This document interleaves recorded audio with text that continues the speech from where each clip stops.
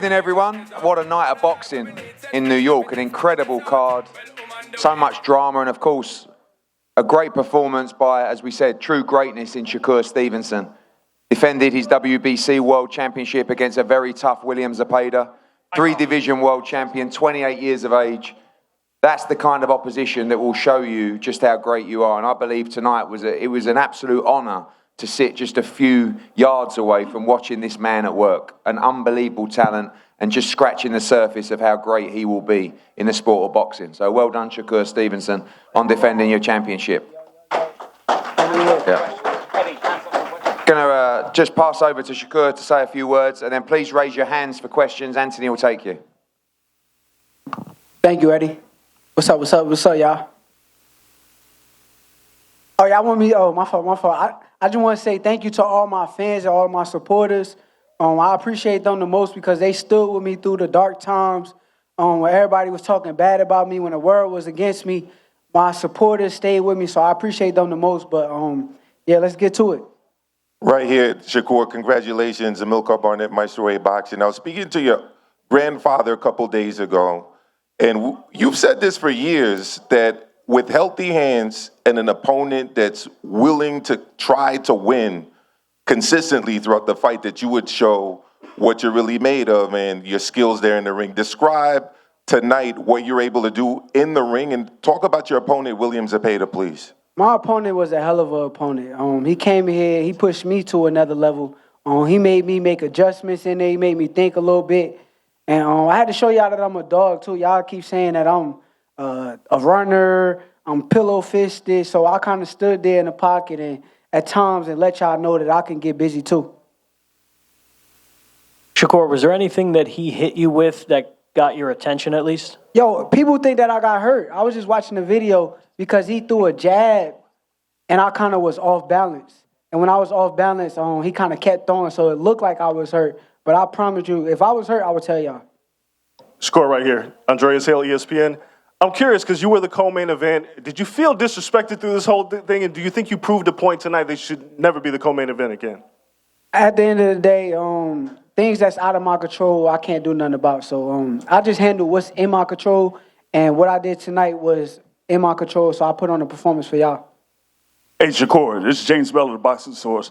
You were talking about, those folks talking about you saying that you were pillow-fisted, but during that particular fight against William Zepeda, you showed that you could pretty much, punch from what I would say the hip and just, really give every emphasis behind your punches and send that message in comparison to the arm punching from William Zepeda. So do you think that was, part of your message that you were going into with this fight coming tonight?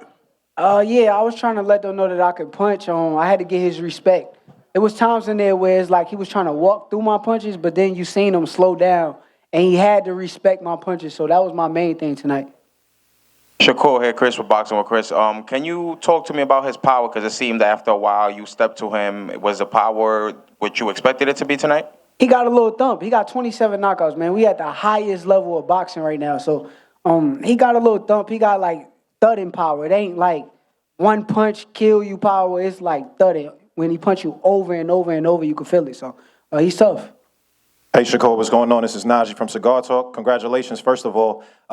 This is a fight that we've seen you, I guess, fight the most. Like you said, in the pocket. You stayed on the ropes a bunch, sort of rolling shots. Can you talk about the game plan? Was that the game plan to actually fight him this time? Yo, it's crazy. Everybody in my corner, Andre Ward, Bud, all of them told me, stay off the ropes. But I don't know. I've been kind of, feeling comfortable on the ropes sometimes. I feel like fighters open up on the ropes. So when I was on the ropes, I kind of took advantage of opportunities when he would open up, and I would counter him with shots. So they right. I agree with them. I'm going to make sure I work on it and make sure I don't stay there too long. But, that was part of the game plan, I guess. Man, I'm a dog. So it is what it is. I'm going to push through everything that I got to push through. Yeah. Congratulations. Tell me at what point you thought you will be, winning now? What point I thought? Yeah. It just was like a state study. He would kind of come on at times, and I had to fight him off of me. So I had to stay steady, stay focused, and I kept telling myself, dig deep, champ, dig deep. Radio Raheem down in the front.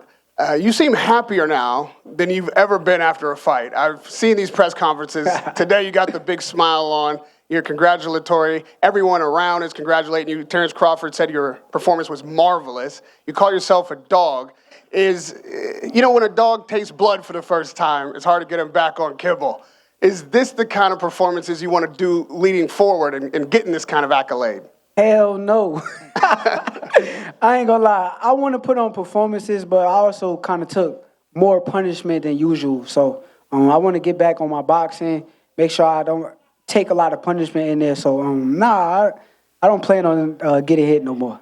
A lot of people were concerned when you were in the corner, not just on the ropes, but in the corner. It seemed like you were taking a lot of shots. Were you taking punishment then, or were you slipping and downloading what Zepeda was able to do? It was sometimes he would get stuff through. So that's what I want to take away. And it's always things you can work on and get better. So when I get back to the drawing board, I'm going to go watch it and see what I need to do different. And once I see it, I'm going to make sure I get on top of it.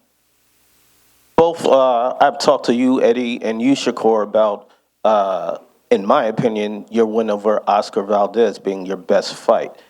Eddie and Shakur, would you now consider this your best win? It could be because he pushed me to another level. He brought out a side of me that y'all didn't get to see. So I showed y'all something tonight. So at the end of the day, it could be one of my best wins, but I'm not going to take credit away from the Jamel Herring performance, the Valdez performance. I'm a performer also, so that's what I'm here for. Shakur, what did you think of this whole first time here? People maybe weren't sure what kind of crowd they would get. It seemed awfully lively. What was your impression?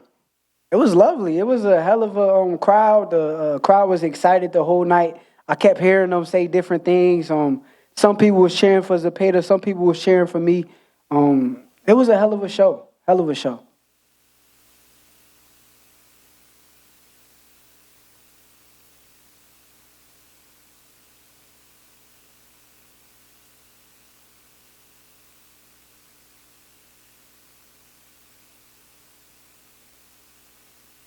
Who?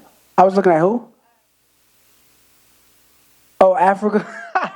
I was looking at everybody. I was trying to see what everybody else was thinking. So I had to make sure like everybody was sure that I was winning. Because, you get different type of voices and people got different opinions. So I kind of like pay attention to every single body. And I judge off that. Yeah. I got like good intuition.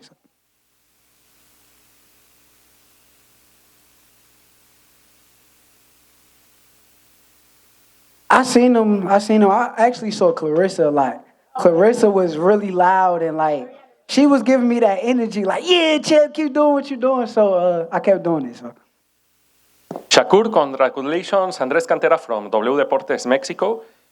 After this victory, who's next? Who's next? I told y'all who I want to fight. I can't keep saying the same thing. I already told y'all who I want to fight. The best versus the best. That should be my next fight. I told y'all I'm a dog. I'm top level, elite level fighter. So let's make boxing great again. Let's put the best fighters in the ring with each other, and let's see who come out victorious. Eddie, over here.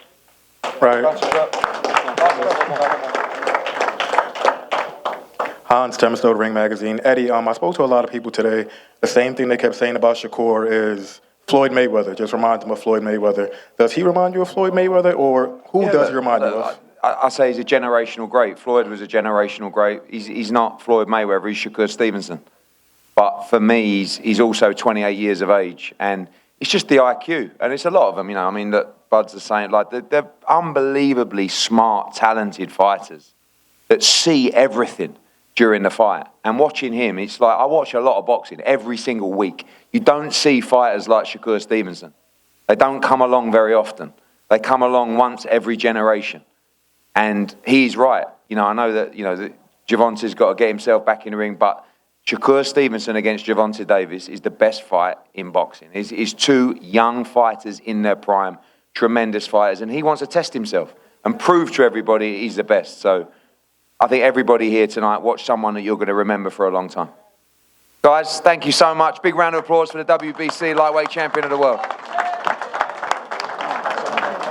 Thank you so much. Not a problem.